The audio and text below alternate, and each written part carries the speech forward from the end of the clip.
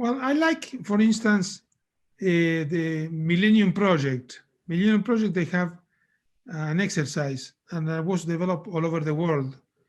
I think 60 organizations did that kind of work in a particular, in most of the countries, 1/4 of the country of the world, 1/3, something like that. And it's interesting because are very, very easy futures. They are not trying to recreate the world in 2050, but there are three scenarios that they are presenting. One scenario is if we continue as we are today, okay? It's a mixed bag. I think it's that scenario. Well, some things go better, some things go worse. In average, some countries have developed some things very well, some others didn't. The same with the companies, the same with the individuals. And I like to represent that scenario with a movie. This is a very, let me remember the name. Now I forget. It's a good future, but not very good. It's a bad future, but not very bad. So it is in the middle. There is another scenario where we didn't follow everything that we are identifying that we have to do. So everything is wrong. I mean, the scenario is not very good. Actually, it's bad because the pollution is bad.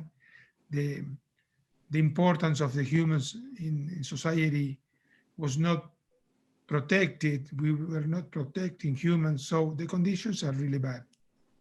And the other, it's if we did everything right, if we study a little about the future and we identify critical success factors and we try to accomplish those factors, and we will have a better future.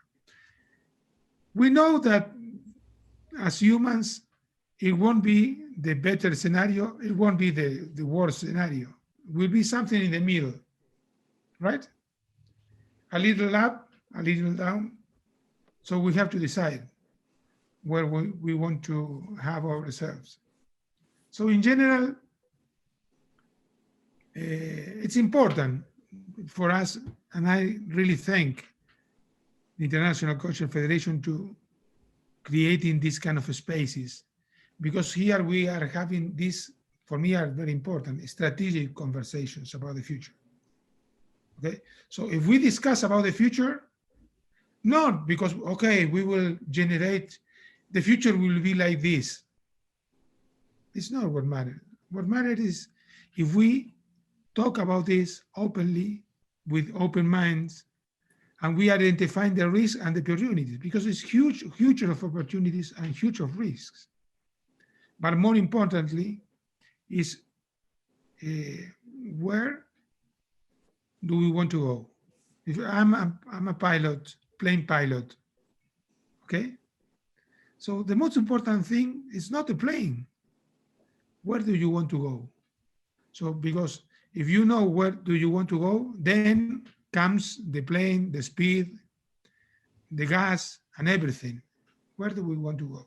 That's the more important thing. So future could be, for me, future could be excellent, marvelous, but we have to work for that future. So that is my starting statement.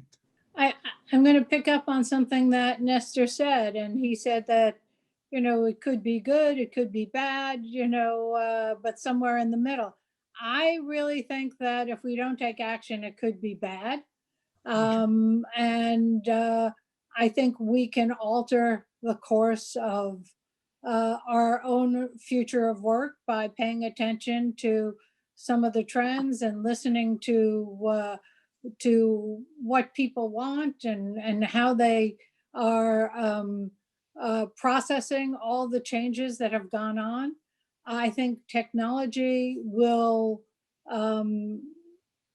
progress and progress and progress and faster and more dramatic. And I think there'll be fewer jobs. So what are we going to do? How are we going to help individuals find purpose and meaning at work? How are we going to find work for them to do? And if we don't start to reskill and retool and think about our education system and all of the ecosystems that come together to build our future, then we really will be in trouble. It will be that worst case scenario, you know.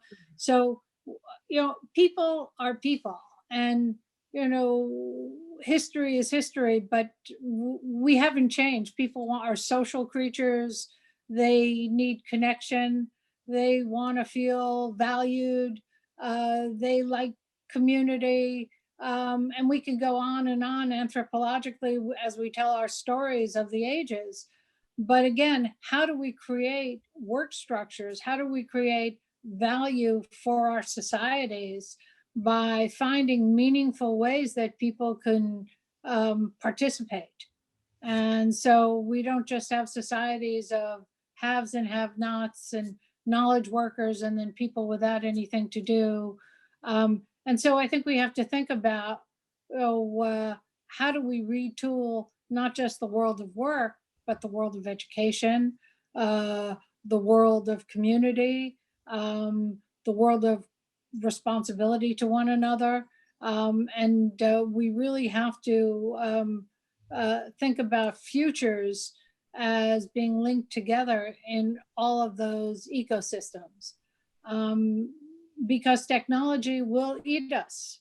You know, it is an enabler, but it enables us to do away with things that traditionally were done with humans. So how are we going to teach humans other skills, other opportunities to find meaning?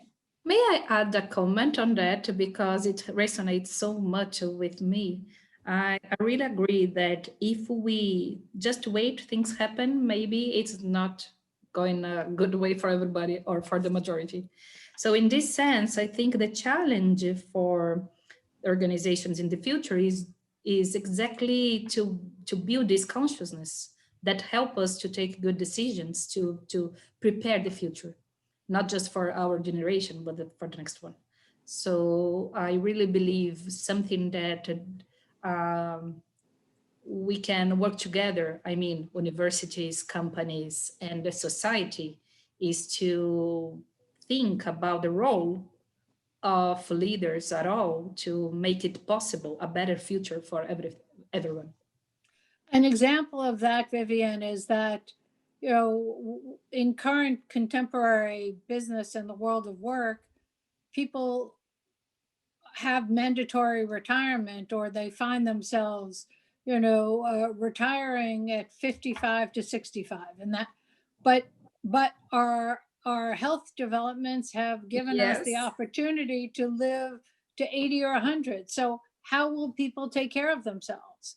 And exactly. if we don't address that as a structure, as part of the infrastructure, providing opportunities for people to be purposeful at that stage of life, to share their wisdom, and economically to benefit from that opportunity to share their wisdom, then we have a social problem Sure. the likes of which we haven't seen before, you know, and that's just one small example of what I'm talking about.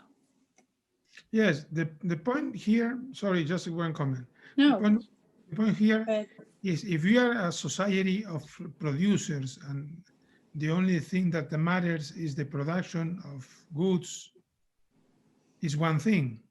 Okay, if we consider that if we create knowledge or we create wealth, but real wealth for people, will be something different. So that's why for me it's very important if we start defining what kind of futures do we want and what are our values to construct those futures, because that will be completely different futures. And the name of the three scenarios where it is complicated and mixed bag was the one of the middle. The other was political, economic turmoil, future despair. That was the bad scenario. And the other was if humans were free, the self-actualization economy. That was the best scenario when we do everything we need to do, or we understand that we have to do to have a better future. And I was not trying to imply that our future will be the middle. No, no, no. In general, it's not the higher scenario, it's not the lower scenario. In general, it's something in the middle. How much, for the top, or how low? But that will be depending of the kind of futures that we want, and the kind of discussion that we generate, and the kind of actions that we take. May I add also? I think I'm thinking about many different things. One is that if we're trying to think about the future of work, it would be very important to invite the new generations to join us in this conversation. I don't know if you have actually thought about that, because on the one hand, I think we are seeing younger and younger people who have a lot of impact in the world at large through mass media, through many different technological opportunities, and also because of the innovation that they bring to the world. But we are seeing also lower levels of empathy, a lot of new younger people whose emphasis in life is money and fame. So it is very important to understand really what is moving these new generations, and I think there are plenty. And I think what Dana said about contemplating also different stages in life and the wisdom that each of us bring into the table. But also I think it's important to take into consideration that, the development of work in history has changed dramatically, but in different places of the world, many of us are experiencing like the exchange of goods that happened maybe centuries ago in some parts of the globe are still happening today. So I think that diversity and I think really bringing about values and the importance of congruency in leadership and in action. And I do believe also that something that would be wonderful if it happened was if businesses were able to realize the enormous power that they have really in the shaping of history and the shaping of policy. Unfortunately, I don't see any changes happening from the political realms. And I only see that the civil society will be able to really make changes through organizations. So I know maybe I am going off to a different route of thought, but I think that's also very important in terms of, how do we make sure that every person in our workplaces and every company in the world at large really matters and is shaping the reality and the future of our lives, both individually and collectively.